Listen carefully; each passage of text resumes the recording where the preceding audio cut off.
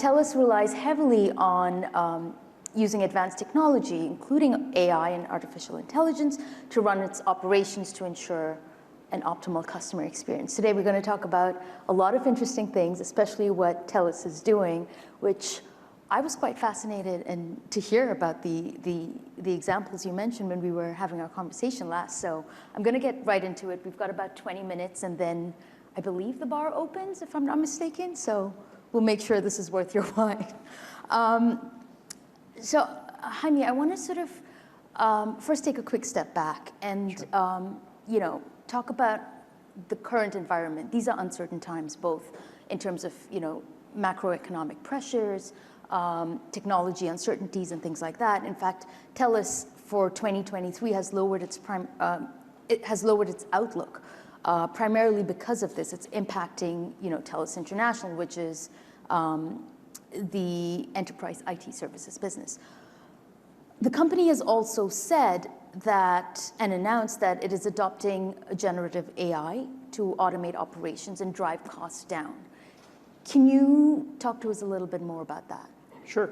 So in Telus, we've been doing AI for many years, so it's nothing new to us. We've been doing it since 2017, 18. It's been a while. Now the latest trend, of course, is Gen AI, as everybody talked briefly before us about all the things that their companies are doing with this technology. We always have leveraged technology, regardless what's called big data, AI, Gen AI. It's a new generation or a new flavor of it to be able to provide better customer experiences and ensure that we can bring efficiency on the way that we actually provide products, services, so on and so forth.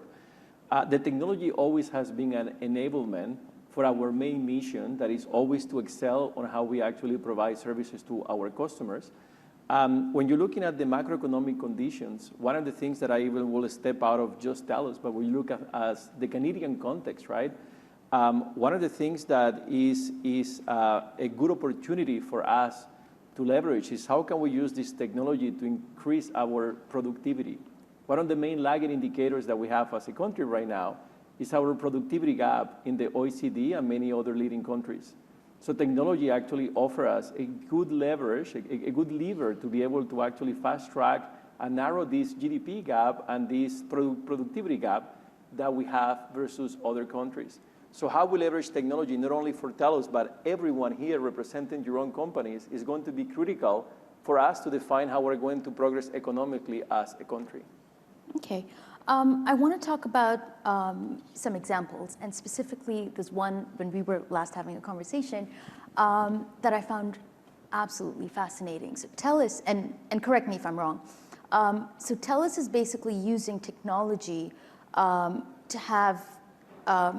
to allow rather its staff of specific departments to interact with large documents, to have debates with them, to sort of have conversations with these large files, to pull out and extract data in like the snap of a finger. Can you tell me more about that? Yeah, so one of the interesting things that happened, I'll tell you a little bit of history, is everybody was looking at the news in November last year. OpenAI came to be 100 million subscribers for users in 2 months, was super, super quick. And we were very intrigued to see how could we leverage that technology in a way that was responsible, safe, secure. So many companies have 2 options. Either you don't do anything, that's not what we're going to do, or you provide a way that actually is safe and secure for your team members to access it and start to learn from it. So what we created early in the year was an architecture from our own team's internal IP that we created that actually allow our team members to ensure that all the information that they place in there, nothing is going to be logged for training the document, is secure, is private, there's no retention in it. But the interesting part is it gave us the ability to actually create a lot of features and functionalities really early on. So one of the things that we learned in that process was that a lot of people initially were using Gen AI for very basic things. So they will just, ask a question or try to say, create a document out of these 5 bullet points or summarize this and give me some bullet points on it. But one of the things that we started to train people many months ago is, well, there's so much more that you can do with that. You can have a debate with it. So we started to actually have videos, demos, you name it. Like we have 100,000 people. So So we needed to have a strategy that actually we can get to every single person in our org to ensure that actually they have examples on how to use that. And the most interesting part is as soon as the people get into it, it's amazing to see what they can achieve on their own. So every week we get amazed by examples of teams from the company showing us what things have they been able to do on their own with it and transforming and changing their processes. There was a speaker here a few sessions ago, and actually she was saying something that is very true. Innovation doesn't come from a single team you put on the corner. Innovation is how do you equip everybody in your company to be an innovator in a way that is safe and secure to do it.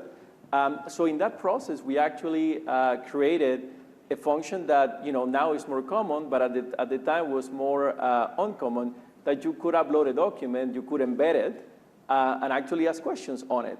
And that was extremely handy. If you imagine, a regulatory file, a big contract, you actually could get all that information and ask questions about it, have a debate with it, compare things. And that was just of 2 examples of many other functions that we've been able to do. Okay, and I know you mentioned that every week you guys would be fascinated to see what comes out of it. Can you give us some examples about what came out of that? Sure, there's many. So for example, one of the quick examples we have is we had a team 2 months ago or so that actually came to us and said, hey, we actually been using the tools that you provided, and we created a solution that actually allows technicians on the field to access through applications, using voice as well, a lot of the information and curated repository that we have in place on how to do things. So they actually had an assistant on their phone that they could either text or they could talk to that actually will give them answers on how to solve certain things. The cool thing about that is we never put a team of 7 software developers and 5 machine learning engineers to do that with the team. They literally leverage the systems and tools that we put in place, and they do it on their own. So the way that we went to ensure that we got the best out of the Gen AI or AI in the companies, we have a 2-pronged approach. One was how do we provide tooling and processes that everyone in the company can use to innovate in their own domains. And the second one is we know that there will be more complex use cases that we will need to have software developers, integration of systems, machine learning engineers to be able to work it out. And then business, we have a process where business units can actually put forward well-vetted business ideas tied to tangible financial outcomes that we will provide a squad of specialized people to work on that use case and actually create value for their teams. Okay, you mentioned individuals taking it on themselves and playing around. There's an audience question here that relates just to that. Yeah. What skills in education are most important to acquire for the operations team to keep up with AI? Yeah, that's a good question. So I will split AI on 2. So one of the things that we learned on the past is most of the solutions of AI, you needed to code. You needed to be a machine learning engineer. You needed to go into Python, know which libraries to use, all those different things. The cool thing now for Gen AI is actually open the possibility that you don't have to be a coder to experience the power of AI. For many of the use cases, you have to be a very good prompter or a very good, manage really good linguistics to be able to prompt it in a way to specify exactly what you need. So for me, as always, with any technology, the main thing that we really need is the curiosity from the team members and the room for them to innovate and try new things. And for them to be effective on that, they need to have common tooling and processes that actually allows a huge organization to have all their team members being able to innovate. And how much does creativity play a role in this? Tons, massively. For example, that example that I portrayed about this team that actually came with their own on that solution on how they were going to create this assistance for technicians on the field, they came themselves in it. And the reality is, neither myself or any other executive in the company is going to be able to know as much as the business of every single one in the company as they know the business themselves. That's the reason that, again, close to the person that was speaking before, is innovation doesn't come from a little bubble or a room in the corner. Innovation is everyone in the company having the right culture mentality to be able to achieve a future that is not the one they have today. Okay. You speak to executives of some of the largest corporations in Canada about AI. You guys, share ideas. Could you give us a little bit of an insight about what those conversations are and what those takeaways are? Yeah, so many of the conversations that we have with many and if you could share which companies they are. I won't go too far on that, but with very like-minded companies, we share learnings on the bleeding edge. So for example, we will talk about, how are you controlling your use cases so they don't provide fake answers? And all those conversations actually allow us to fast track and gain domain, not only on the knowledge, but actually what works, what doesn't work, so we can move faster. One of the things, as I mentioned before, is I personally have a very focus on how we actually use this technology to really increase the productivity for our country. If we actually can use this technology to narrow that gap, it's going to transcend through generations, and that's what we really need to do. So the reason that we share these things and we are actually, share knowledge, best practices, is just to be able to advance Canada as a country ahead. Okay. I want to go back to, I know we're taking a step back rather, to, you mentioning individuals taking AI forward. There's another audience question related to that. How do you effectively govern citizen-developed AI projects to ensure it's not used in ways that are inconsistent with the company's principles? That's a really good question. Yep. So we have a very strong privacy and data governance program in the company. We have different certifications in Telus that we have gained globally tied to that. So anytime that any team actually needs to do something with data, I'm going to go, because it was an example about AI, you need some data. So there's a process that we call the Data Enablement Program that actually the team members needs to go through that very efficient process to ensure that we have the right consent, the right to use the data for the use cases that we want to use it. We have logs. There's approval that is really quick, so it's not something that's going to take you 4 months, depending on the use cases. Some of them are, yeah, sure, you can do it. Some of them are more complex, and there's more debate that is going to happen on that. But we have a very robust process to do that. Now, the main thing that I will advise is have very strong processes, but be sure that they don't stifle innovation in your company. So if for every idea you're going to wait 7 months to know you can do it, people is not going to follow that. So you have to balance quite heavily how much automation and how agile you have those processes so they actually don't have the adverse effect of a slow down the innovation you want to accomplish in your company. Okay, and that's a tricky sort of balance to maintain, right? And that's the same balance as with regulation. Mm-hmm. Regulation always try to balance how they don't stifle innovation while actually have a good control on whatever area they regulate on. Yeah. I'm glad you mentioned regulation. This was something that I wanted to talk about for sure. How concerned are you about regulation? Or are you concerned at all? Well, we need regulation because we need to ensure that we build trust in every single Canadian, that actually we have an oversight on this, that we're doing this the right way. Yeah. So we are very big proponents to actually have open conversations on how that policy or regulation should look like. Because to my earlier point, right, like we need to ensure that they are rules and guardrails in place to guide how companies are doing this in a safe and robust environment, but ensuring that actually we don't stifle innovation, and actually we marry those two so we can do safe and purposefully focused innovation to drive forward the different companies and projects that we want to do, economy, so on and so forth, without running the risk of, well, you cannot use it, you cannot do anything with it. It's really what we don't want to do either. And do you think Canada is doing a good job with that, like regulating it? We're having consultations, we're talking. So I find all over the world right now, everybody's having the same conversations. There were some panelists before us that was talking about the regulation in the US. Everybody's having the same conversations. Different entities are participating in forums, conversations, just to try to find out what do they do.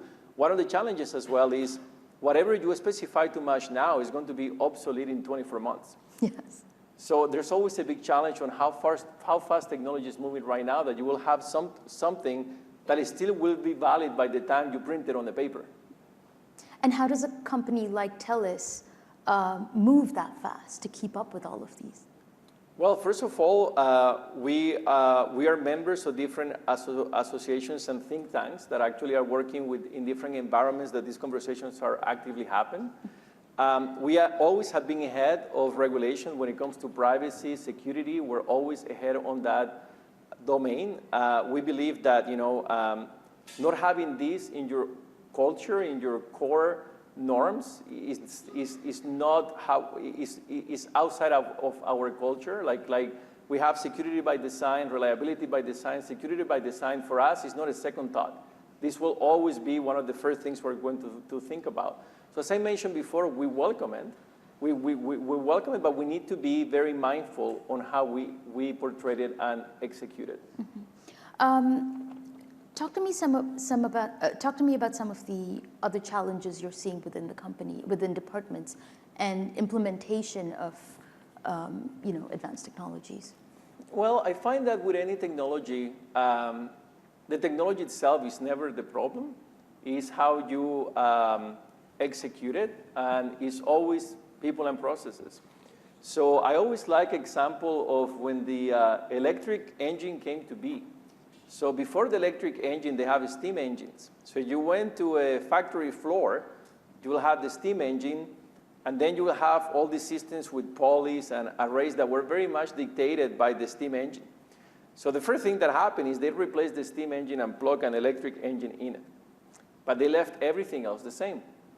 Then eventually, after many years, somebody thought, well, maybe if we actually reorganize the whole entire factory, it can be more efficient because cannot follow the pulley system or whatever system that they were using, the line shaft, but actually we're going to be using how the materials flow in a better way now that we can power each little station on their own. And that took many years until it really happened. So when it comes to AI or any technology, we're in that process. I find we're in phase one. The phase one is we are displacing different activities or actions in the current process that exists today. The next stage is how are we going to rethink completely, how can we change the process now that that technology is there? And the most interesting part is phase three. Phase three, we don't know how that's going to look like. But phase three is when you integrate different technologies into one. So when you think about AI, Gen AI, robotics, 5G, IoT, I don't know how that's going to look like, but it's going to be fascinating to see. Okay. And what would you like to see Telus do when it comes to AI that the company isn't doing now, and perhaps even one of your competitors or peers are doing instead? Well, when I think about AI, and it's not only about Telus, but I will say in general, there's so much we can do in so many domains.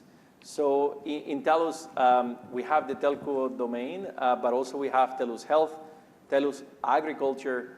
Again, I'm not a health professional, but when I look at the power of data and AI that can have on health is tremendous. So I find that there's a lot of more work to be done there. And I'm fascinated to see how we actually could leverage fully that technology to ensure that we can help Canadians live more healthy lives and be able to prevent disease and bad health outcomes with the power of this technology. Okay. We have 1 minute left before this is done. So very quickly, I'm going to squeeze in one quick question.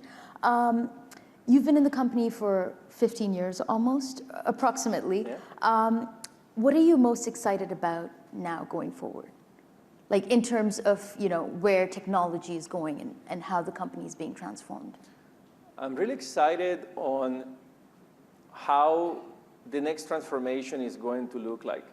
So I'm very excited on how we're going to actually rethink on how we do many things, not only in our company, as a society, how we're going to use this technology to narrow the education gap, how are we going to use this technology to have better agricultural outcomes. Like when you look at most pressing humankind issues right now is climate, food, health. So anything that we can do on that, I really want to see how that's going to pan out into solutions that actually are going to ensure that us as a humanity move forward and actually change and improve the quality of our lives. And in one sentence, one final last sentence. Yes. What keeps you up at night when it comes to technology? Too many things.